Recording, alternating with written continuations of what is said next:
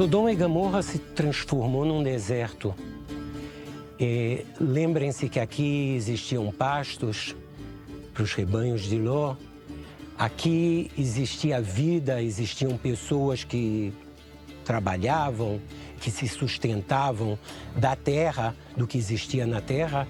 E hoje em dia, o que eles podem produzir aqui somente é com irrigação de água que é trazida de poços artesianos bem profundos.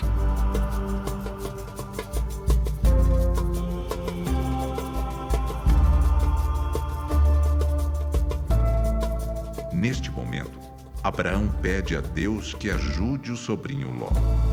Segundo a Bíblia, Deus quis tirar Ló de Sodoma, salvá-lo junto à sua família, e os anjos que chegaram para salvá-lo, ficaram 2, né? Eles chegaram e disseram: vamos sair daqui que Deus vai destruir a cidade. E quem são a tua família, tuas filhas, teus genros? Está escrito que os anjos os pegaram à força nas mãos e os levaram à força. E assim mesmo, quando eles estavam sendo levados rápido e com a ordem de não olhar para trás, a mulher de Ló ainda olhou para trás e ela também perdeu a chance de viver.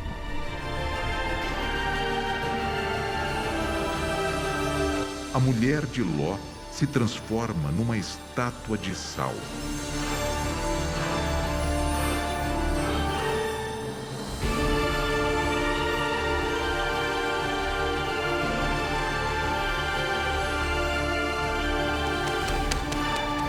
Alguns estudiosos acreditam que essa seria a localização do Monte Sodoma.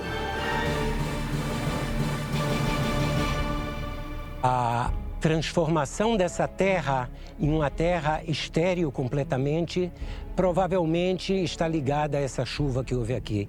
Inclusive, nós vemos que, por intermédio dos profetas, Deus ameaça novamente que se houver um pecado constante do povo judeu, ele voltará a tornar essa terra uma terra estéril, como a terra de Sodoma e Gomorra.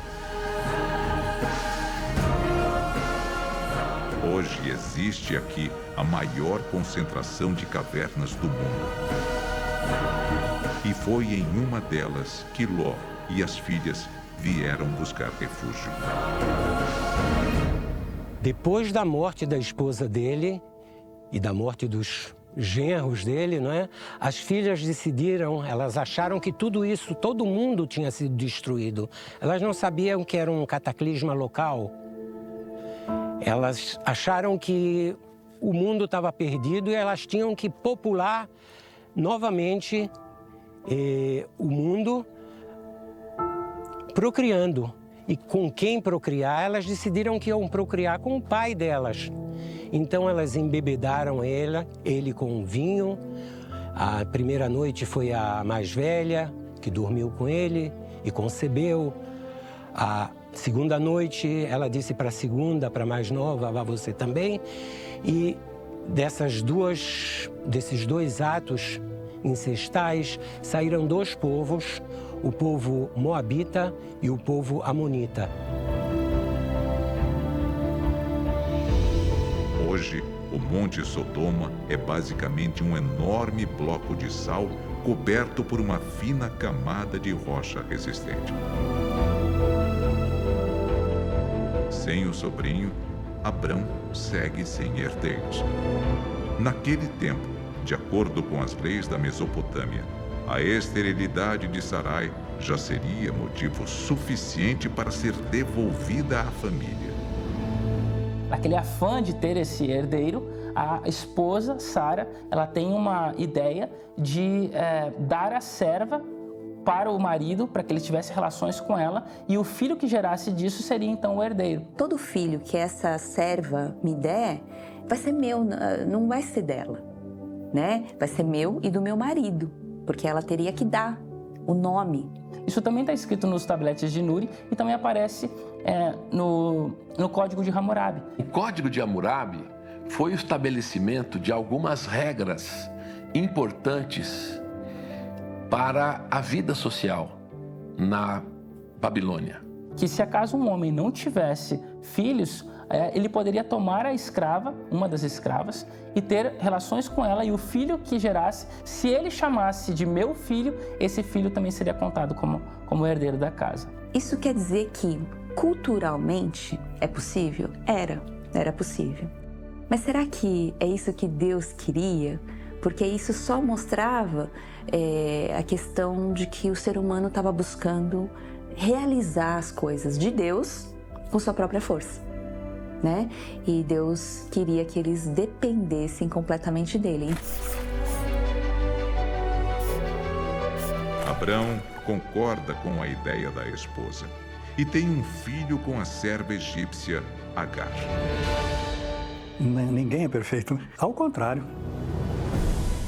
Todos os nossos heróis ali, né, aparecem como muito humanos. Vamos dizer assim, tão fracos quanto nós somos. Me parece que talvez ele poderia ter dito, olha, não é por aí. Eu tenho uma promessa. Você vai ter um filho. Então não precisa, por exemplo, aí a Agar. Não preciso receber Agar. Agar é interessante porque ela não era uma pessoa má, mas ela, no momento que ela se viu, ela sempre foi serva, ela sempre foi escrava. No momento que ela se viu com esse poder, que ela poderia ser tratada igualmente a esposa de Abraão. E ela começou a desprezar Sara por isso. Começa a ter uma complicação de relacionamento. Quando a gente se percebe superior a alguém, a gente quer dar um jeito de mostrar essa superioridade. Devido aos conflitos com Sarai, Agar foge.